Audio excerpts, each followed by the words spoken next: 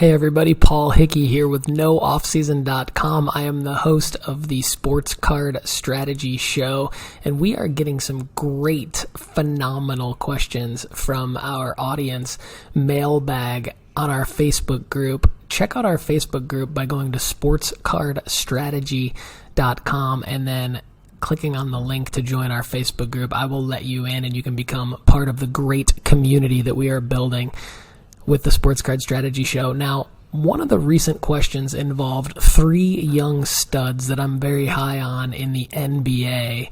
Darius Garland, who's number 13 on our Sports Card Investment Report at NoOffSeason.com. Tyrese Maxey, who clocks in at number 39 on our Sports Card Investment Report at NoOffSeason.com. And then Keldon Johnson of the Spurs, who is not in our top 100. So he is not yet on the Sports Card Investment Report. And our questions come in from a couple different subscribers. Jacob Lynn asked about Keldon Johnson. And then we had Greg L., my man Greg L., ask about the difference between Garland and Maxey. So let me just kind of break down how I see these three guys. I think Garland and Maxey are pretty comparable to one another, and I think Keldon Johnson is kind of the one outlier that is just a little bit different for a few different reasons. So let's start with Garland. Why is Darius Garland our number 13 ranked overall player at NoOffSeason.com to invest in? Well, he was the 5th overall pick in the 2019 draft, and he is just now absolutely on fire. He just got named to the All-Star team in the East. He's going to participate in the Skills Challenge, and his averages for the season, just under 20 points a game, 8 assists. He's super efficient. His averages actually don't reflect how good his numbers have actually been because he didn't really start earning minutes this year until a little bit later on in the season.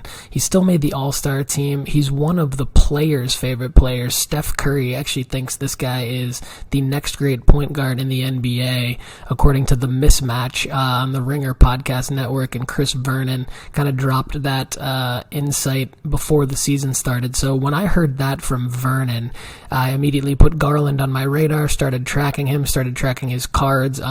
This guy basically is I'm going to say he's head and shoulders above Maxey for me, because as much as Maxey is a hobby darling right now and there is a huge market for Maxey cards, I think that when you look at the on-court play is going to continue to determine the card prices moving forward. And Darius Garland is playing for a Cleveland Cavs team that is just as good, if not better, than the Philadelphia 76ers. Projects to make a run at the Eastern Conference playoffs and go just as deep, if not deeper, than the Sixers. That's to be determined. But Joel Embiid is clearly the guy that makes or breaks the Philadelphia 76ers. Tyrese Maxey is a guy that is more of a role player, even though he's flashy and even though he's very good and can score and put up some huge numbers, and I'm very high on Tyrese Maxey. I made some money on Tyrese Maxey earlier this year. I do think Tyrese Maxey is a good investment. He's in my top 40, but I just think Garland is going to be the face of the Cleveland Cavaliers, not only for marketing purposes, but also he is actually going to make or break how Cleveland does. And he is more consistent than Maxey. So what this means for sports card investors is that you're going to see more performances out of Darius Garland that warrant sports card investors getting excited about him and wanting to drop money off of him on him than you are from Maxey. Maxey is going to be less consistently phenomenal, if that makes sense. Partially because of Embiid, partially because of Philly and a little bit of the dysfunction in Philly. I'm recording this before they've traded Ben Simmons.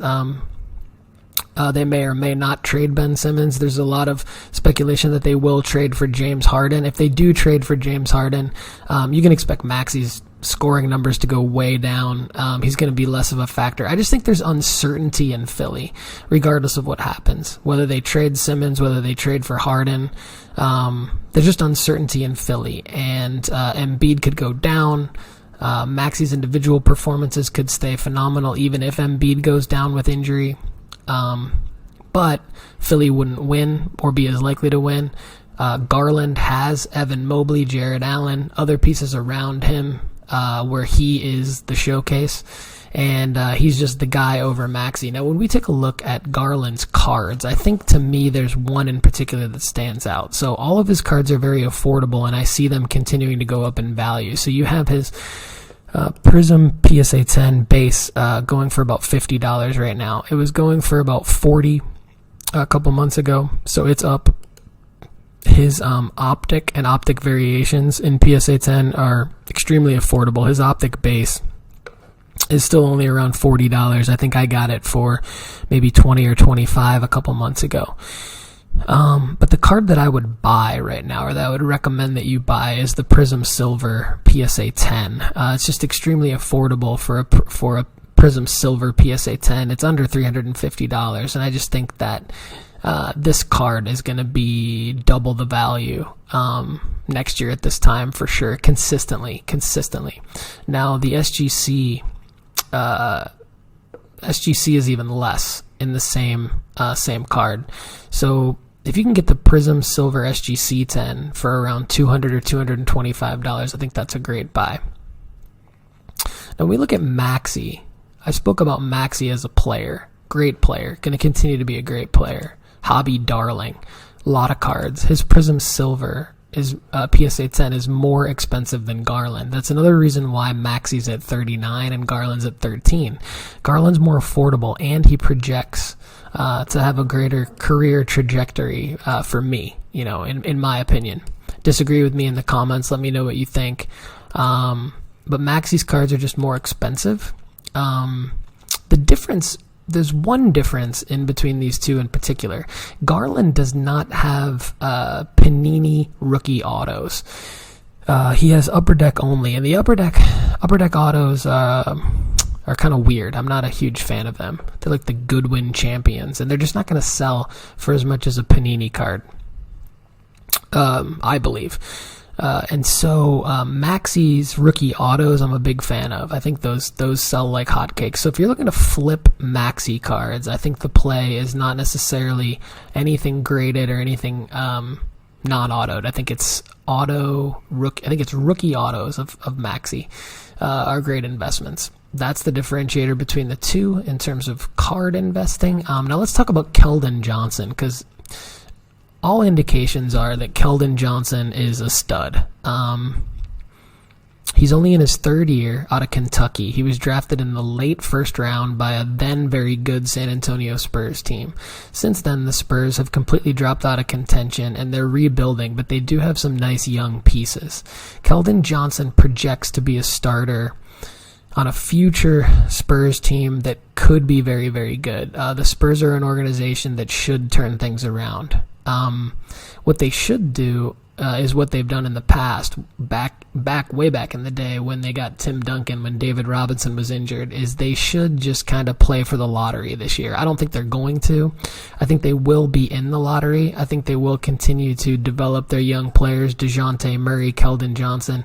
They've got Joshua Primo, who may get some minutes towards the end of the season. And I think what they should do is get into the lottery this year and hopefully get another centerpiece for their young team and continue to just keep their young players. If they keep their young players like Murray, Johnson, Primo, and a future lottery pick coming this year, they could have a really nice team in 2 to 3 years. And so Keldon Johnson is not in my top 100 yet, but props to, like I said, Jacob Lynn for throwing this guy's name out to me. I really appreciate it. And let's look at Keldon Johnson's cards, because I noticed something that really, really piqued my interest. So his Prism-based PSA 10s are going for $15 right now, which I think is amazing. This could be an arbitrage, because I think this is a guy that either is going to develop into a probably 20 to 25 point per game scorer on a playoff contending San Antonio Spurs team within the next 5 years. I mean, the guy's only 21, 22 years old. or he'll go to another team that will be contending, and he'll be a centerpiece of another team. And when he does get traded, like we just saw with Domantas Sabonis and even CJ McCollum, Karis LeVert, like when anyone gets traded in the NBA, their card prices go up. So I would almost recommend holding some Keldon Johnson base Prism PSA 10s at $15 each, and maybe buy $100 worth of them. So get yourself maybe 7 or 8 of these, and hold them for different markers over the next 3 to 5 seasons, where they could easily get to be $75-$80 each. I think this is a side of sports card investing that we don't really look at a lot of the time, and it's one of the reasons for the sports card investment report, because I think anybody can go out and buy the big name guys, but what really interests me about what we're doing here is finding guys like Keldon Johnson, Darius Garland, another good example, and of course Tyrese Maxey. So who's next? I think these are 3 names to keep an eye on. One is in our top 15, another is in our top 40, and the third is not even in the top 100 yet, but very worthy of talking about. So thanks everybody for watching and listening. Would love it if you comment on the YouTube channel, like the video, subscribe to the channel, youtube.com/Paul Hickey. Check out nooffseason.com and the Sports Card Investment Report. And of course, if you do go to marketmoversapp.com and want to track the data, you saw the graphs and charts in this video. That data comes from marketmoversapp.com by Sports Card Investor. Join marketmoversapp.com, but use the promo code NOOFFSEASON, all lowercase, and save 20%. You save 20%. I get a little affiliate revenue from that, which helps keep the show going and helps keep the website going. Again, I'm Paul Hickey with nooffseason.com. Drop a comment below. Let me know what you think. Have a great day.